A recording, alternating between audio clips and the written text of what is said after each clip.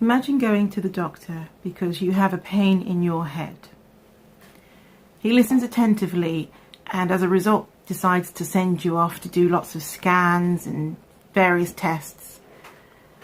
When you come back for the result, he tells you straight-faced that you have a headache, a chronic headache. What would your next question be? For me, the question would be, why? Why do I have a headache? Would you be satisfied if the doctor could give you no answer? And yet, getting a diagnosis of fibromyalgia is virtually the same thing. You go to the doctor with multiple pain points. They send you off to do lots of scans. And then they come back and they tell you that you have pain all over your body. Because that's basically what fibromyalgia means. The question, why, never gets an answer. And the why is important. Because when you know why you have pain, then perhaps you can get a cure, or perhaps you can prevent it from getting worse, or simply you can have some peace of mind and get on with your life as best as you can. I've been suffering with pain virtually all my life, and it has taken them years to finally get an accurate diagnosis. And the reason why I decided to do this video was so that other people who may be going through similar experience to me may be able to get an accurate diagnosis faster than I did, and then may be able to prevent a worsening of their conditions unnecessarily. Thinking back to when I was originally diagnosed with fibromyalgia, I was elated because finally they had acknowledged that I had widespread pain and not just fatigue. I mean, for ages they thought I had chronic fatigue syndrome, but that wasn't true. The problem was the pain. And I just accepted that diagnosis as true and correct and accurate. But over the course of the years, I met an increasing number of people that had been diagnosed with fibromyalgia with a wide array of symptoms that didn't sound like what I was going through. And it began to feel as if everybody was beginning to suffer with fibromyalgia. And I began to feel inside that this diagnosis had become some sort of fad diagnosis. And doubts began to form in my mind about my own diagnosis. So I did what I always do, which is to go and research the science behind the diagnosis, and basically found little to none. They don't know the cause of the pain. There's not a proper set of symptoms. And the word fibromyalgia basically means pain all over the body.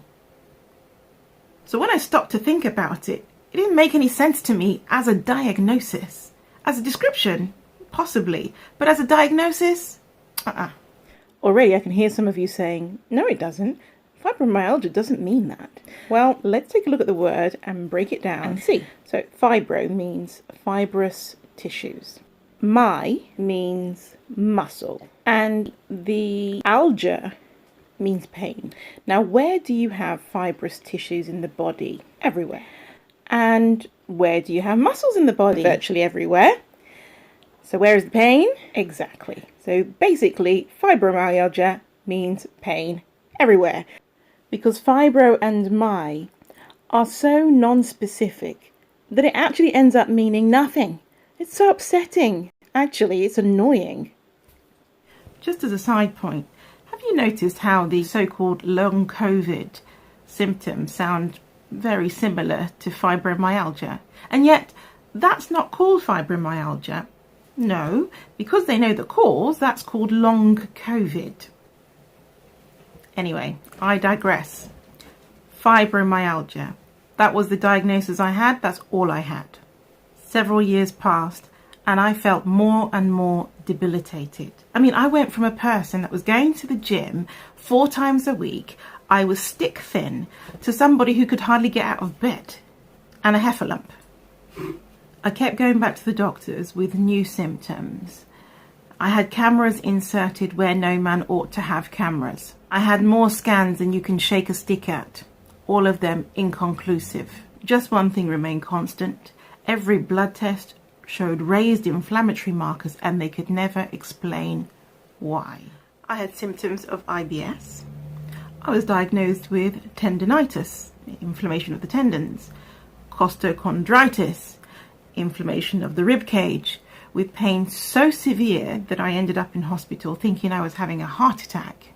And at one time I got uveitis, which lasted a whole year, inflammation of the iris.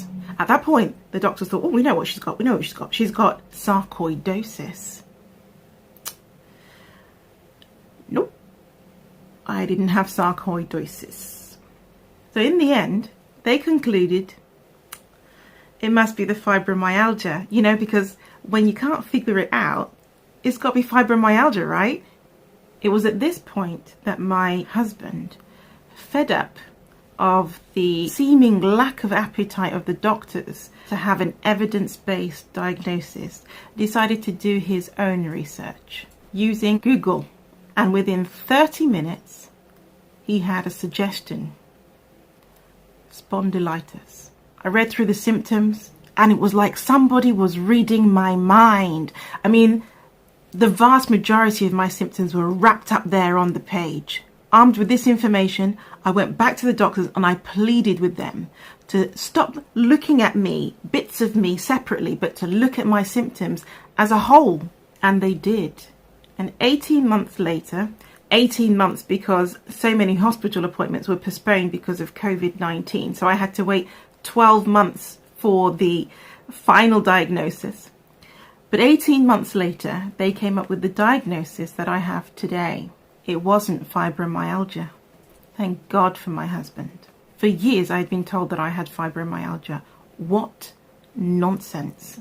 Fibromyalgia as a diagnosis does not make any sense. Even some doctors think so, though they may not tell you. What they should tell you is that they don't know what's wrong with you yet. And that when they diagnose you with fibromyalgia, basically they're putting you on hold until either the science catches up or more symptoms show up. The problem is that when they give you the diagnosis of fibromyalgia, then they forget. They forget that they are supposed to be looking for other symptoms. And it's a bit like when someone puts you on hold on the phone and then they forget that you're even there. And the doctors begin to treat all of your other symptoms as entirely separate things. But that digestive problem that you're having, well, perhaps that's linked to the pain in your foot. And did you know that your dry eyes could actually be linked to the pain in your knee? So if you have been given a diagnosis of fibromyalgia, don't stay on hold. Go back. Think about all of your symptoms. Think about everything that you're experiencing. Go back to the doctors. Ask them to look again.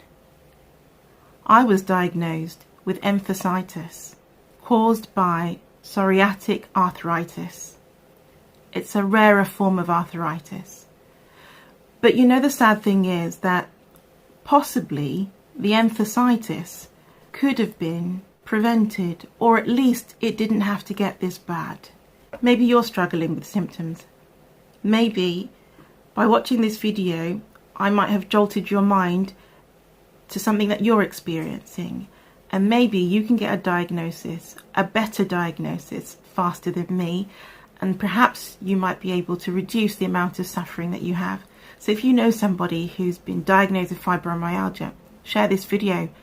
But anyway, for all you pain sufferers, I hope that you found this video useful. And I wish you all an accurate and speedy diagnosis.